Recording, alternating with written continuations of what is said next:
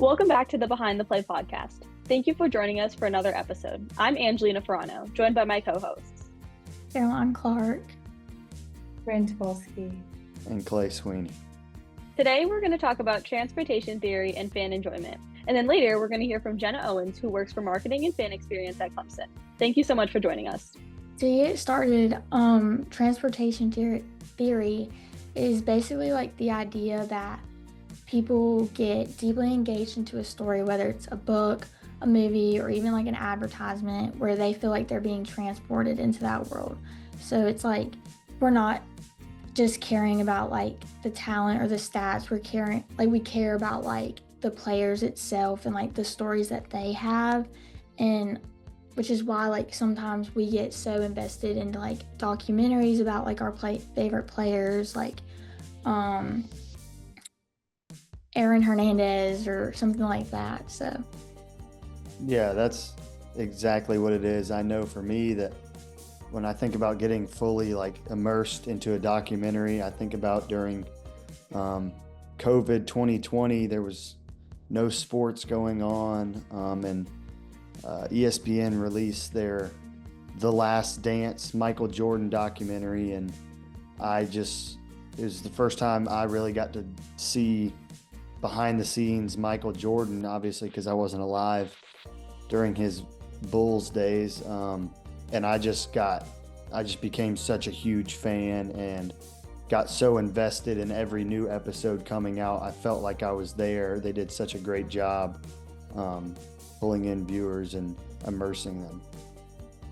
Yeah, I've heard so many stories of people watching The Last Dance documentary and then suddenly just wanting to immerse themselves in basketball and wanting to watch basketball now. So I think it was a great way I'm pretty sure it was Netflix who produced it, or ESPN. Yeah. It's a great way for them to attract new audience members who are younger. Like you said, you weren't alive during that time, but now you have this newfound interest into basketball, and I think that was a great way for them to start growing their audience. I know I definitely bought a couple pair of Jordans after that. Yeah, definitely. I also think with like Clemson football and like Clemson athletics overall, just their Instagram accounts have given us like an inside look into the players, whether that's the football team dancing in the locker room or like behind the scenes interviews of players, even if it's just like asking them what their favorite snack is or what their favorite meal is, just little things like that have helped the audience members of Clemson athletics be able to get to know their players a little bit more. Yeah, I think also since it's coming up, baseball doing a collab with like the Savannah Bananas and like all like the families and kids like coming together and like watching it and seeing like all the different TikToks and social media posts about it, it really gives more attention to Clemson itself, but also like the Savannah Bananas. Yeah, I thought that was a great collab. I think it was very beneficial for both the Savannah Bananas and Clemson, but I also thought it was really interesting that they did definitely get some backlash for it. Obviously, It was very like underground, like they didn't promote that or really show that much, but they definitely did get backlash, which I thought was interesting. Yeah, I know a lot of people that were not too happy with the collaboration. They just think it's, they think maybe like taking away from the sport on winning or something. Yeah. But there's good and bad in everything. Some people you can't please everyone in everything you do. I just think it was like, I've done work with social media and stuff like that, especially with sports teams. And what people usually like to see the most is kind of like humanizing players and like seeing their personality and like how they are with like the dancing videos or like stuff they do like in their free time or with their family. And it's just a way for like the audience to see them more as like people, so they can connect kind of like on a human level instead of just seeing them like out in the field, because it's like great to see them on the field and like playing and doing great, but to like feel like you know them on like a personal kind of level just makes people be able to connect with them more. And that's why like a lot of this stuff with like when they do like cooking with Clemson football and all that stuff, like it connects so well with the audience, because that's what like a lot of audience members want to see, is like just them being like human beings. Yeah, I think that's a great point. I know like some of the biggest views ever that Clemson football has gotten is the house call series. I think we talked about it in this class one time, but like Will Shipley, they go to his hometown and they talk with his parents. They go through how he used to play lacrosse. Like you said, it just humanizes them. And that's what people want to see. It makes them feel like they know them, and then they end up cheering for them louder. Yeah, all of like the Clemson Plus content that's being created, almost all of it is behind the scenes content, which is a great way for students and anyone who's interested in Clemson athletics to get to know their athletes better. You have like the house calls. Baseball has one too. I don't remember what that one's called. And then gymnastics has Building Legends, which is on like the second season. So, and gymnastics has just taken off here at Clemson, and people love to get to know the gymnasts and not only what they're doing on the mat, but also off the mat, and like what they're doing to train and how they had to travel here and how they came from Utah and all of those things. Are there any athletes or that have had documentaries or shows or something that y'all have gotten to watch where you end up rooting for them a little bit harder? That's a good question. I feel like in my experience, I'm a Texans fan. So my dad is from Houston, and one of the players I grew up watching was JJ Watt. And he always did like so much stuff with his family, like being from Wisconsin and like having both of his brothers and growing up like playing football with two brothers and like with his whole family. And I feel like seeing that growing up like made me more connected to that team and watching his journey kind of like on the Texans. So that was something that when I first started watching sports was a big thing for me, because it just like connected me more with the team, with the players. Like I feel like that's kind of where my love, especially for that team, came from, was just watching him kind of as a player and knowing about his background and like how he got to the NFL. Definitely.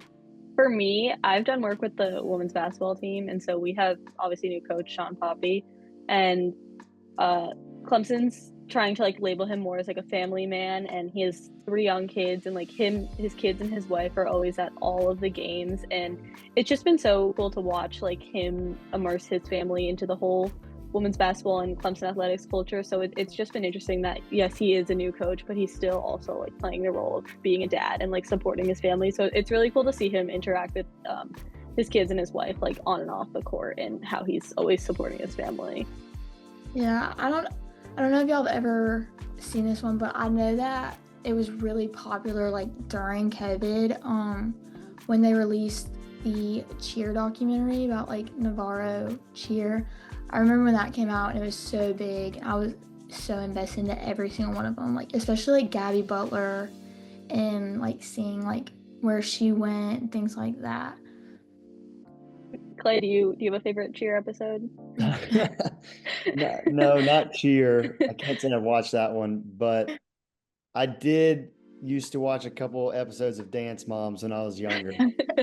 Okay, good. That's good. I know Abby Lee Baker. Abby Miller. Close. Miller. Okay. Close, yeah. Close. Abby. I know it's Abby Lee. Yes, you don't have a favorite dancer from it? Didn't like The Bachelor do Dancing with the Stars? Joey? Yes. Oh, okay. Yeah. I know a little bit.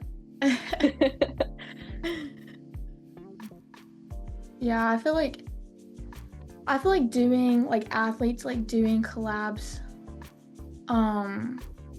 with like reality shows or like Dancing with the Stars, where they would have like football players or basketball players come and perform. I know that was a way that they would get some of their fans to come and view the show, because obviously they would want to root for like their favorite basketball player and things like that, and like watch them see how far they can get. But I feel like it also opens a different door, like seeing how like these like NBA players will like completely like change who they are and like learn how to dance and do like salsa and things like that. So I think it's like cool how they'll do a bunch of different collabs like that. Yeah, everything about Dancing with the Stars this past season I think is so interesting, just from the way it's blown up. It's been on TV for 20 years at this point, but the season was so different with TikTok and all of the social media that they use to try and grow their platform, and it very clearly worked for them because yes, you're watching the show of Dancing with the Stars, but that was only 2 hours of your evening. But then you got to see people's reactions to it on TikTok, and you got to see people going live during the commercial breaks, and the contestants. I remember Alona was all over TikTok, always posting, and so you just got to see every day of them training, which is what you don't always get to see on the show. So it wasn't just the show, it was also social media going hand in hand with that show to help it just blow up. And now people are still talking about it, and it's not even in season now. Yeah, I feel like on it, as a fan or a viewer, you get satisfied by that kind of thing. I feel like you get more connected to the show or the players and things like that by seeing the behind the scenes moments, and it kind of relives what shaped us as fans, and it brings us to it brings us all together in something bigger, if that makes sense. Yeah, even just comment sections, people sharing their opinions and other people agreeing with it or disagreeing and starting fights in the comments. But that's what happens when you involve social media and reality TV. Yeah. I feel like so many athletes also use social media. I think about Jared McCain, the basketball player, and him posting on TikTok and doing all that, and it just it gets them a new fan base of people seeing their content and literally knowing them from social media, and then watching them go play basketball or go play football. You can get so much of an audience and more of a following by having a presence on social media. Obviously there's bad parts of that if you don't use it correctly, but it can just get so much attention on you so quickly. So when they do post the TikToks and all the behind the scenes, it's just a good way to reach kind of a new audience. Yeah, I know that I was watching an interview the other day of Jason Kelce, and obviously he's retired from playing in the NFL, but he's doing his podcasting with his brother, and they do a bunch of clips on social media, and someone was talking about asking if he would want to ever get into coaching and get back into coaching. He's like, I would love to, but I'd be taking a major pay cut. And so it just kind of was whoa, dang, because coaches make good money, but he's making a lot doing podcasting and social media. So that was definitely interesting to hear him say that. Yeah, I think the Kelceys are a great example of highlighting transportation theory and people learning so much about their lives. Jason retired I believe 2 years or last year, and yes, he was popular, but I feel within this past year or two, the whole Kelce family has just blown up between even their Travis mom. Travis and Taylor, and then even their podcast together, and Kylie Kelce also having her own podcast. The whole family has just put their world out on social media, and there are some good and bad things that have come with that. Yes, you're trying to stay private enough, but people have just been let into their world, and that's been definitely very difficult for them at some points. But they have so many connections to social media, and I feel people know everything about their lives now. Yeah, I feel like especially with TikTok, athletes can they use it as a way to connect deeper with their fans by posting what actually goes on in their life, and not just things that are related to sports. And for instance, one that I see pop up on my For You page all the time is Braden Galloway. I know he doesn't play anymore, but I feel I see his videos all the time, especially with him and Mackenzie about different things they're doing, different trips and all that kind of stuff. So I feel I have become kind of invested in their life and seeing what they're doing and things like that. I feel also there can be a bad kind of side of that, of if an athlete's not regulating kind of what they're posting, and they're not making themselves look better. Think of Juju Smith-Schuster when he was posting random TikToks, and just the commentators were making fun of him, his teammates were making fun of him. If you don't kind of make sure what you're posting is right for your audience and kind of right for your brand, it could hurt you, it could hurt your sponsorships.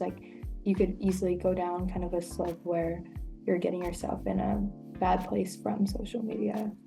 Yeah, I know being in a locker room that there's a lot of teams can have social media rules throughout the season, but there's certain guys who are just going to be more active on the social media world than others.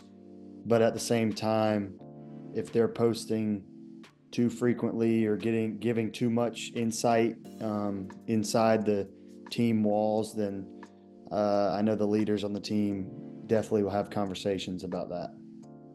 Yeah, it's definitely like a fine line to walk with all athletes and players and people who are working in media to share enough information that it keeps people wanting more, but not sharing too much where it's becoming a privacy issue or just like fans are becoming too invested in other people's lives. So it's always important to think about that.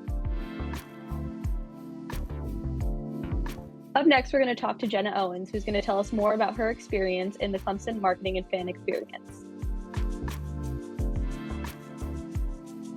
So today we have Jenna Owens, who works for marketing and fan experience at Clemson Athletics. Thank you so much for joining us today. To start off, can you tell us a little bit about yourself and your background? Yeah, so my name is Jenna Owens. I'm a junior here at Clemson. Last semester, starting in the fall, I got involved with athletics here. Been a really good experience, like Caroline said. I serve as a marketing and fan experience intern, so it's really fun. I get to work across all different athletic departments and events. So getting to tap into football, baseball, basketball, gymnastics, lacrosse, all the things. So it's been a really great experience and tapped me into a lot of different sports markets with sponsorship and promotion and partnership. And yeah, it's been a really good experience so far. So excited to talk about it today. Awesome. So what would you say like a typical day in the life is for you and your job, and like what your main goal is at these sporting events? Yeah, so typical day in the life, we hang out in the office a lot, just tapping into different areas. We have different focus teams. So I'm focused a lot on social media aspects, help running our marketing Instagram for athletics, making sure we're posting our giveaways, collaborating with all our different athletic teams, and making sure we're posting things. And then specifically like this month, February, one of our busiest sport months, crossovers, lots of events happening. So just keeping up and scheduling. And then basically we have a group of about 30 different interns. So I'll get assigned to games, get there about 4 hours early, make sure everything's set up, get our giveaways set up, just basically get ready for our fans. And then our goal throughout the event is to just make sure our fans have the best experience, make sure that the event runs smoothly. So. Wow, that's awesome. Sounds like a lot's going on today, this month, actually. Yes, no, for sure. It's lots of fun, though. That's great. You mentioned that you do a lot of work with the social media. So how would you say that social media and digital marketing like play a role in enhancing the level of fan experience and fan engagement with Clemson University? Yeah, definitely a big part. I mean, I know for us, we're still working on like getting our following because we're specifically at Clemson marketing Instagram, so don't have as big of a platform as some of the other specific sport Instagrams. But like I said, we do a lot of collaboration posts. So I know we were in charge of like the donut giveaway for the Duke games when they gave them out. When Brad Brownell did that, we were behind that, so making sure that we kind of almost get recognition for that event, collab with them, and then we gain a lot of followers and engagement and content through that. But I think just overall, like technology in general is really enhancing how people can get involved, especially just at Clemson. I know a lot of people come here for the sport aspects, and so seeing that across social media, I know like I'm not as much on the creative solution side, but I know that people that do that and are so gifted and talented and wonderful at what they do, and the things that they create for that is really unique. I think they really capture like all that's at a Clemson event, a Clemson sporting event, and put that out to the public. And I think it really draws a lot of people in and creates an emotion for those people. And also we've kind of been tapping into AI a little bit. I'm not like super familiar with AI, still working with it. I was a little bit scared of it in the beginning, but I think definitely AI is going to open a new pathway as well to what's going to open up for advancements in social media and digital world through sports. So that's awesome. You mentioned the donut giveaway. Is that something that your team approaches Clemson basketball with, or does Clemson basketball come to y'all with that? Yeah, it depends both ways. So we'll typically reach out, especially for the bigger sports like Clemson football, Clemson basketball. Just looking, like I said, we're really focused on the fan experience, and where that's customers that are more like coming in from Pendleton, Seneca, or the students. And so we obviously knew for the Duke game that people are going to be sitting out. So reached out to basketball department and saw what we could really do to enhance that experience. So That's awesome. yeah. What would you say one of the like biggest like events that you guys have done to help like grow your platform, like something like the donut handout at the Duke game? Obviously there were a lot of fans there who saw it, and then also a lot of fans who saw it like on Instagram. So what type of events like that have helped grow your platform? Yeah, so we don't have like specific events, I guess we do separately. We're more just at the sporting event. So I mean, we do the little things, right, from just tabling out front, giving out posters, flyers. Like I said, we always come up with the giveaways and little collaborations that we're doing. So I guess really just coming up with creative ways and creative giveaways that we want to promote and give to the fans, and then making sure that we get it out there on social media. I know that's something we're definitely working on, because we're coming up with these great things in giveaways, but just getting them out there and letting people know that they're a thing, I guess, is kind of what we're working through right now. It's making it more apparent, I guess. For sure. Yeah. Going back to what you were saying about like how like AI, like y'all are using that a little bit more in y'all's content creation and things like that. Would you say like that and is one of your like biggest challenges when it comes to like trying to implement that into your work, and like what are some of your like other biggest challenges that you face? Yeah, I mean, definitely AI. Like I said, I think it's more of a familiarity thing. I'm not personally as familiar with it, so definitely working through that has been like a learning curve, but something I want to learn to do. And then I guess just sports in general is very like unknown. Like you don't know what the results are gonna be. You don't know what's gonna happen. And so I think just working through things as the game's going on, it's gonna be a chaotic environment. So working through that. And I know we have to work with like ACC guidelines, NCAA guidelines, like those things. Like at the UNC game on Monday, we gave out the noodles that everyone does like behind the crowd.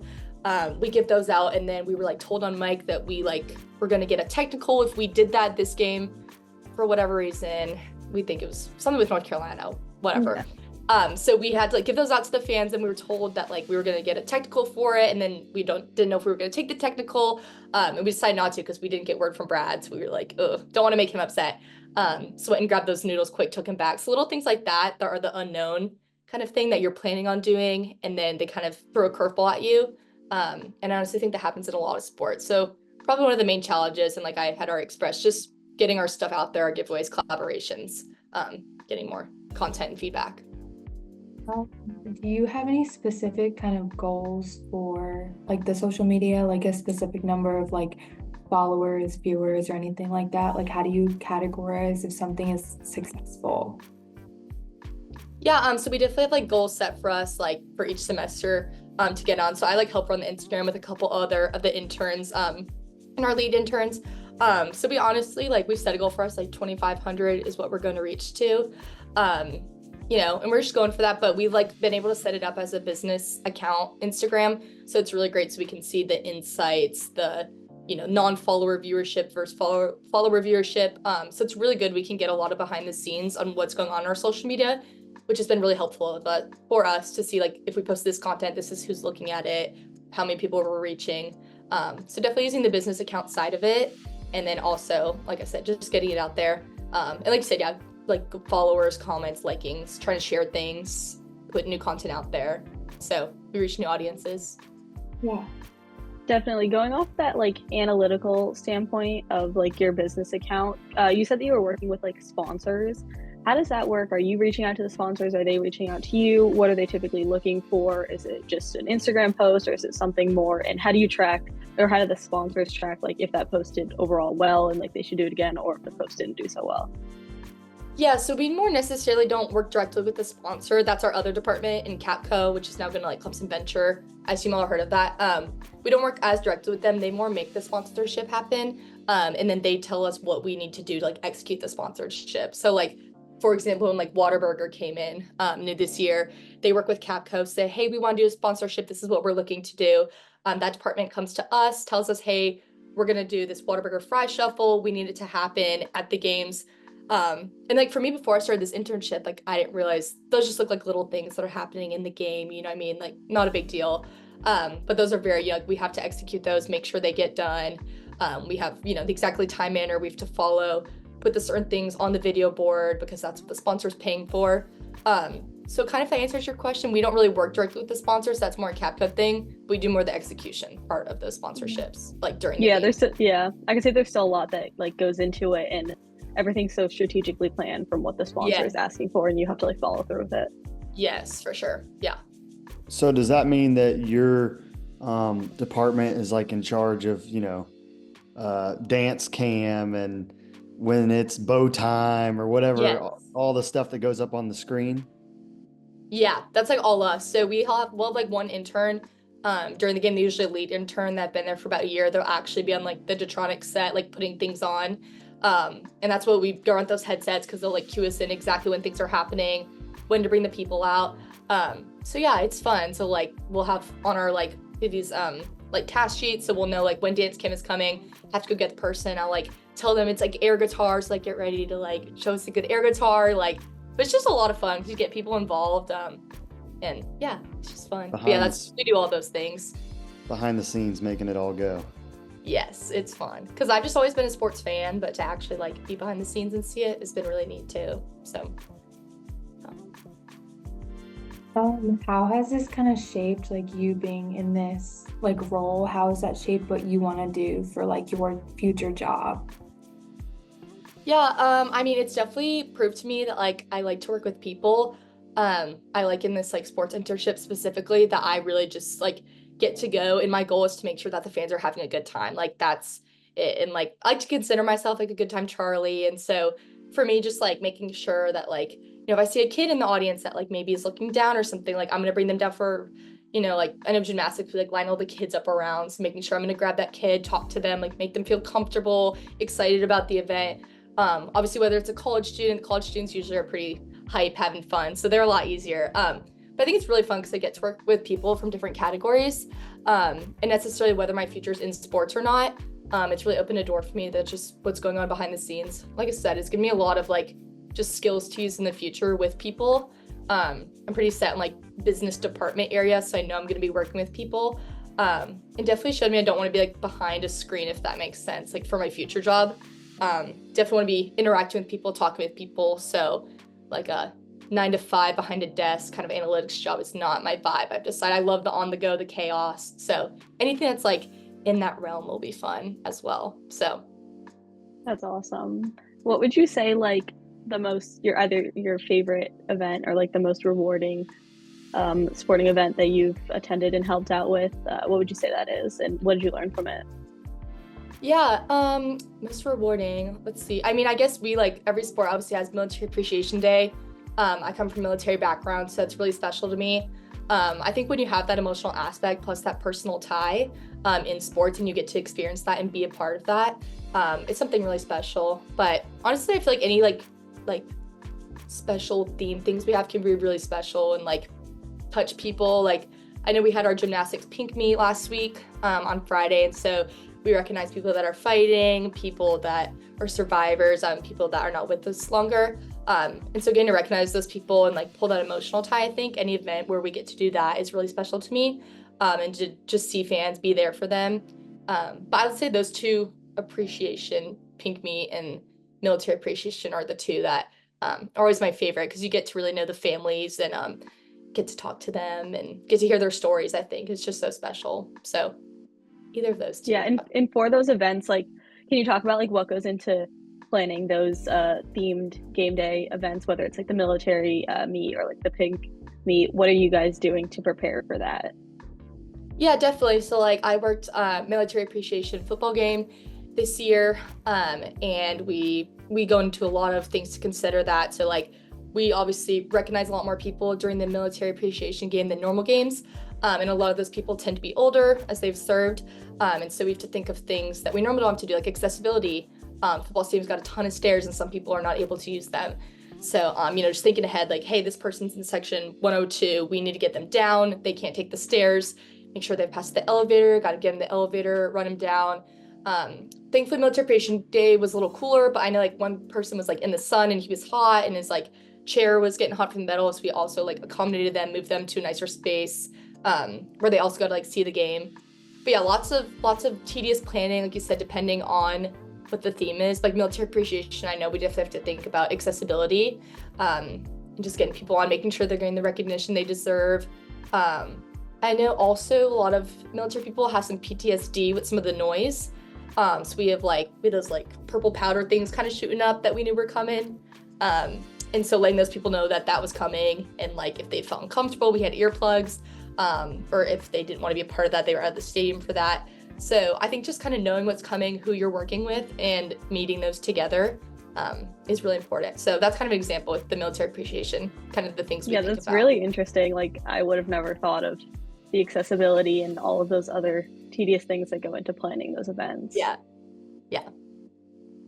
So it's super cool that you've gotten to work with all these different sports across campus. So my question is there a certain sport that's harder or easier on game day than others? Yeah, I mean, definitely at Clemson, obviously football is the biggest sport here, most taxing. So we definitely, first football, we get there 6 hours before games start because we got a lot of things to work through, set up, and we like to be there before like anyone else is, basically. So I guess football per se, but every sport has its like unique aspect that you have to work through.